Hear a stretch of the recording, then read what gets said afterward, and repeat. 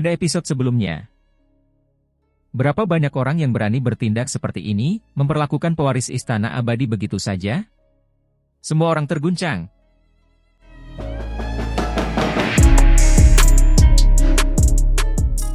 Itu sangat sunyi.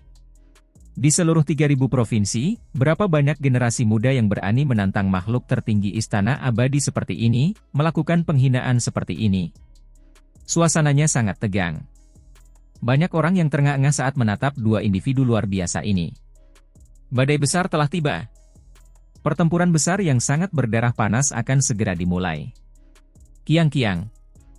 Pewaris Istana Abadi bertubuh tinggi dan perkasa, tidak bergerak saat dia berdiri di sana. Namun, ratusan hingga ribuan aliran energi pedang mengalir keluar dari kedua sisinya.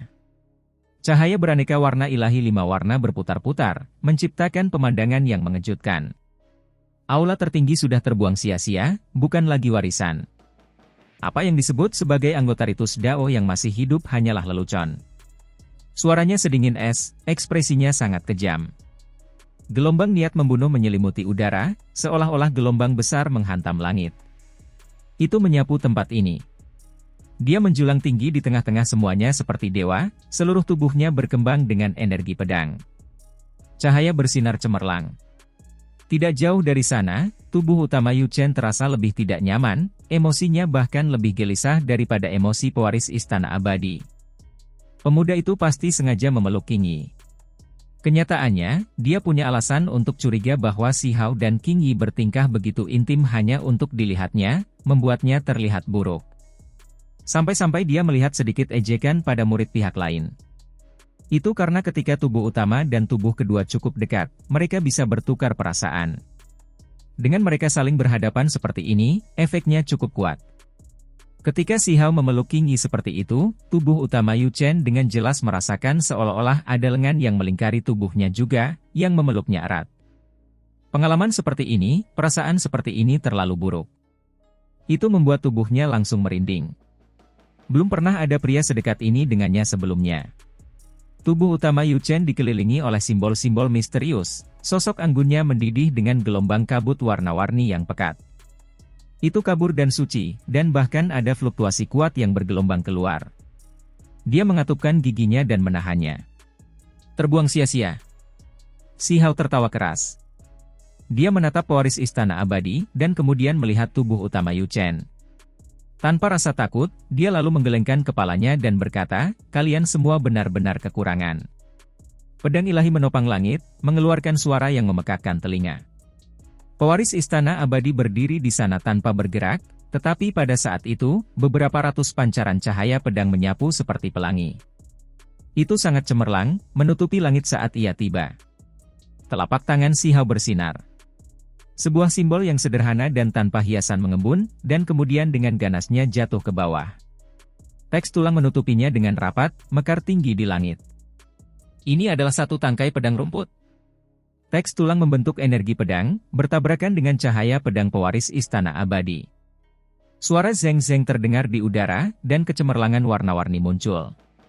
Ketika mereka meledak, bintang jatuh yang tak berujung muncul. Batuk. Saat energi pedang menghilang, terdengar suara batuk. Sebuah tangan besar terulur dari kehampaan yang seperti gunung kecil. Tiba-tiba hal itu memisahkan kedua belah pihak, menghentikan mereka melanjutkan pertempuran. Ini adalah Akademi Dewi, dan ini adalah tempat di mana murid perempuan berkultivasi. Kalian semua tidak diizinkan menimbulkan kekacauan dan perkelahian. Seorang penatua muncul. Secara tak terduga itu adalah Dewa Surgawi. Ubah lokasi. Aku akan membunuhmu di sana.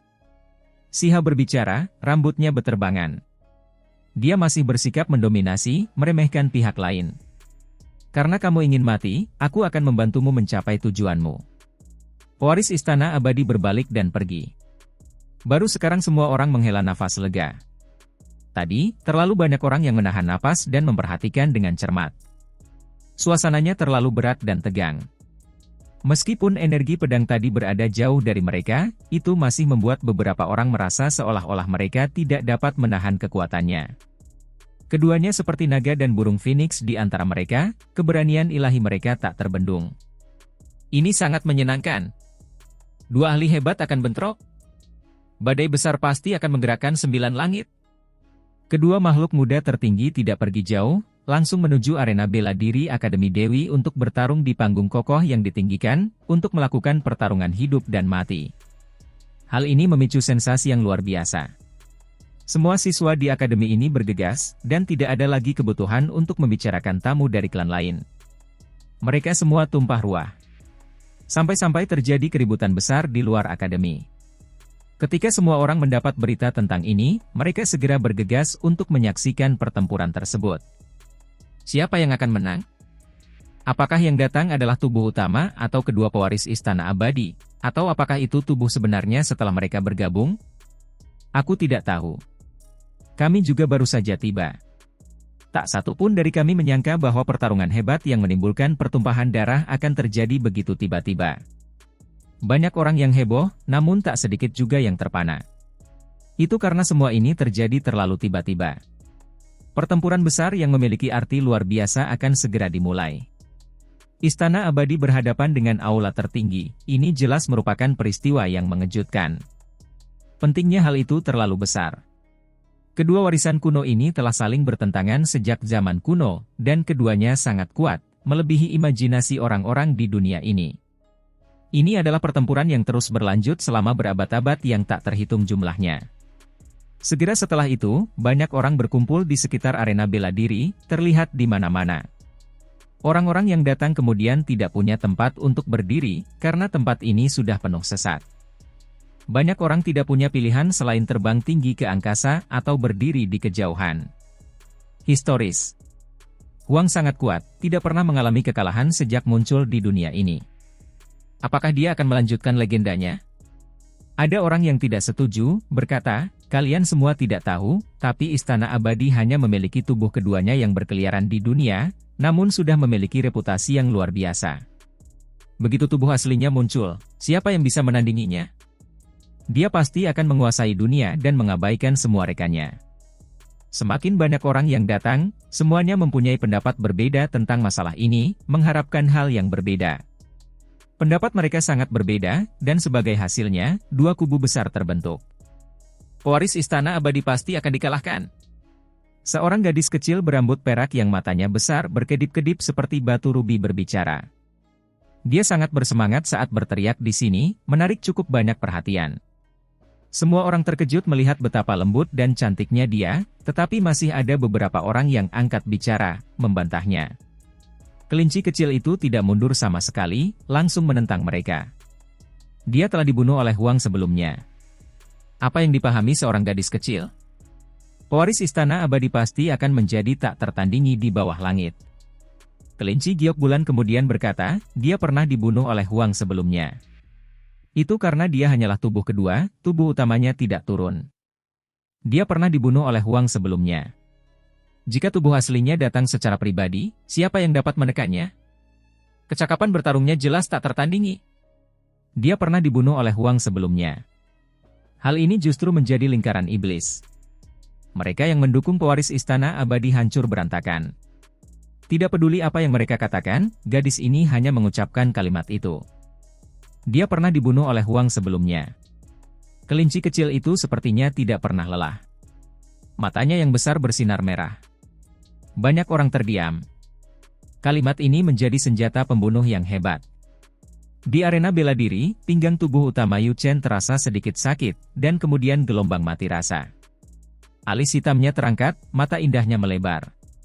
Dia benar-benar ingin menangis dan mengacungkan pedangnya ke arah luar. Dia hanya sangat marah. Jelas sekali bahwa orang itu menentangnya, namun Qing Yi tidak menentangnya. Tubuh utama Yu Chen anggun dan murni, cerah dan luar biasa. Biasanya, dia berada jauh di atas segalanya, dan melupakan orang lain yang menggunakan tangan dan kaki mereka untuk menghujatnya, mereka bahkan tidak bisa mendekat. Mereka yang berbicara dengannya juga beradab. Hal memalukan seperti ini belum pernah terjadi sebelumnya. Lalu, tubuhnya gemetar. Dia tidak tahan lagi. Mata indahnya melebar dengan marah, menatap ke arah pihak lain. Huang, jangan melewati batas. Suaranya sedikit bergetar saat dia mencaci maki keluar. Itu karena pihak lain melangkah lebih jauh, sungguh berani. Dia merasakan bulu-bulu halus di lehernya yang seputih salju berdesir, seluruh tubuhnya terasa seperti ada serangga kecil yang merayap. Ini benar-benar tidak terkendali, secara tak terduga menggunakan metode ini untuk menghadapinya. Si Hao tertawa. Dia menyuruh King Yi pergi dan menonton dari samping. Dia menunjuk kedua orang di depannya. Kenapa kalian berdua tidak mendatangiku bersama-sama? Tubuh utama Yu Chen membutuhkan waktu cukup lama untuk menenangkan diri. Orang luar tidak tahu, tapi dia sebenarnya sangat marah. Sedikit kebencian dan penghinaan akan muncul di pupil matanya dari waktu ke waktu, membuatnya sedikit berbeda dari penampilannya yang biasanya tenang dan suci. Mereka yang menonton dengan penuh perhatian terkejut. Cahaya pedang meluap ke langit. Pewaris istana abadi bergegas ke surga, menyerbu Si Hao dengan kejam. Semua energi pedang di kedua sisinya berubah menjadi merah seluruhnya. Pada saat ini, energi pedang berubah, menjadi sangat tajam seperti sayap. Kecepatannya menjadi lebih cepat. Ketika dia tiba, mengikuti suara Weng, kehampaan bergetar. Cahaya pedang menyapu ratusan hingga ribuan garis, mengalir bersamaan. Suhu tempat ini langsung turun drastis. Ini adalah niat membunuh yang sangat dingin, dan terlebih lagi niat pedang yang sangat kuat. Mata Si Hao membelalak. Dia juga mengeluarkan energi pedang. Tangkai demi tangkai rumput muncul di kehampaan, tergantung di sana, tampak sangat hijau. Mereka juga melepaskan niat membunuh yang tiada akhir. Ketika seseorang mencapai tingkat kultivasinya, tidak peduli teknik berharga apa yang dia gunakan, semuanya akan sangat berbeda. Bahkan tidak ada lagi kebutuhan untuk membicarakan maksud pedang karakter rumput misterius ini. Kedua ahli itu bentrok. Suara gemilang menggetarkan langit. Selain teriakan pedang Zeng Zeng, ada juga benturan kekuatan magis yang sangat kuat yang meletus dengan fluktuasi yang tak tertandingi. Ketika kedua individu itu berpapasan, keduanya menunjukkan ekspresi terkejut. Saat itu juga, pewaris istana abadi berputar kembali. Seperti burung dewa, dia menukik lagi. Kali ini, semua orang melihatnya dengan jelas, dan mereka merasa terkejut. Energi pedang di sisi tubuhnya berubah menjadi sayap. Energi pedang itu sangat menakutkan. Ratusan hingga ribuan aliran energi pedang berubah menjadi bulu merah tua. Seolah-olah seekor burung phoenix sedang melebarkan sayapnya, berwarna merah cerah dan berkilau. Mereka bersinar terang, melepaskan tekanan yang membuat orang lain merasa seperti tercekik.